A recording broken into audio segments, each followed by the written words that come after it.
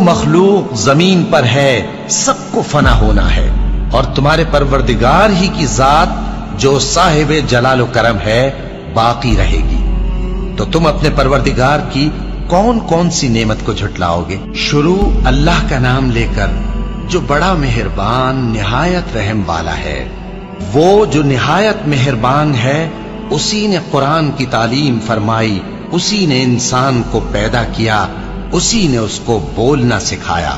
سورج اور چاند ایک حساب مقرر سے چل رہے ہیں، اور بوٹیاں اور درخت سجدہ کر رہے ہیں، اور اسی نے آسمان کو بلند کیا اور میزان عدل قائم کر دی کہ اس میزان میں حد سے تجاوز نہ کرو، اور انصاف کے ساتھ ٹھیک تولو اور تول کم مت کرو۔ اور اسی نے خلقت کے لیے زمین بچھائی، اس میں میوے اور کھجور کے درخت ہیں جن کے خوشوں پر غلاف ہوتی ہیں، اور اناج جس کے ساتھ بھس ہوتا ہے، اور خوشبودار پھول۔ تو اے گروہ جن و انس، تم اپنے پروردگار کی کون کون سی نعمت کو جھٹلاؤ گے؟ اسی نے انسان کو ٹھیکرے کی طرح کھنکھناتی مٹی سے بنایا، اور جنات کو آگ کے شعلے سے پیدا کیا۔ تو تم اپنے پروردگار کی کون کون سی نعمت کو جھٹلاؤ گے؟ وہی دونوں مشرقوں اور دونوں مغربوں کا مالک ہے، تو تم اپنے پروردگار کی کون کون سی نعمت کو جھٹلاؤ گے؟ اسی نے دو دریا رواں کیے جو آپس میں ملتے ہیں، مگر دونوں میں ایک آڑ ہے کہ اس سے تجاوز نہیں کر سکتے۔ تو تم اپنے پروردگار کی کون کون سی نعمت کو جھٹلاؤ گے؟ ان دونوں دریاؤں سے موتی اور مونگے نکلتے ہیں، تو تم اپنے پروردگار کی کون کون سی نعمت کو جھٹلاؤ گے؟ اور جہاز بھی اسی کے ہیں جو سمندر میں پہاڑوں کی طرح اونچے کھڑے ہوتے ہیں، تو تم اپنے پروردگار کی کون کون سی نعمت کو جھٹلاؤ گے؟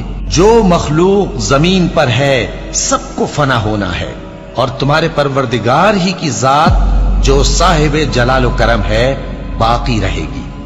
تو تم اپنے پروردگار کی کون کون سی نعمت کو جھٹلاؤ گے؟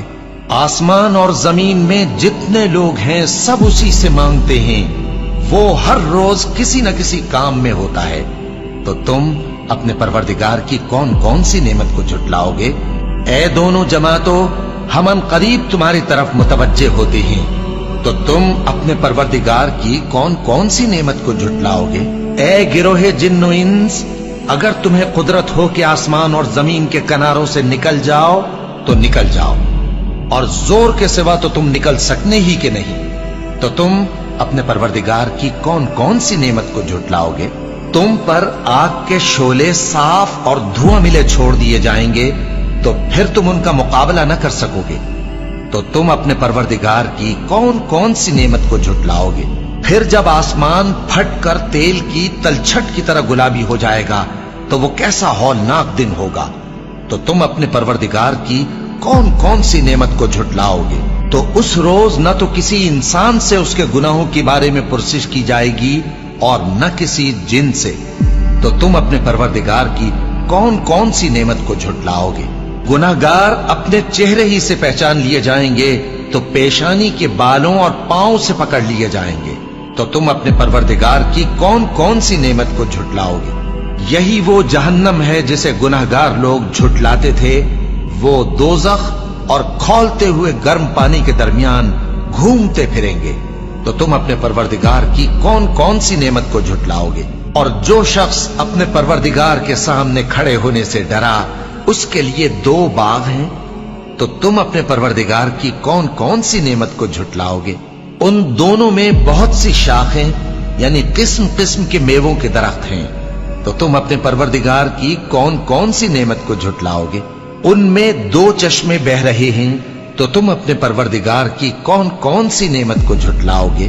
ان میں سب میوے دو دو قسم کے ہیں، تو تم اپنے پروردگار کی کون کون سی نعمت کو جھٹلاؤ گے؟ اہل جنت ایسے بچھونوں پر جن کے استر اطلس کے ہیں تکیہ لگائے ہوئے ہوں گے، اور دونوں باغوں کے میوے قریب جھک رہے ہیں، تو تم اپنے پروردگار کی کون کون سی نعمت کو جھٹلاؤ گے؟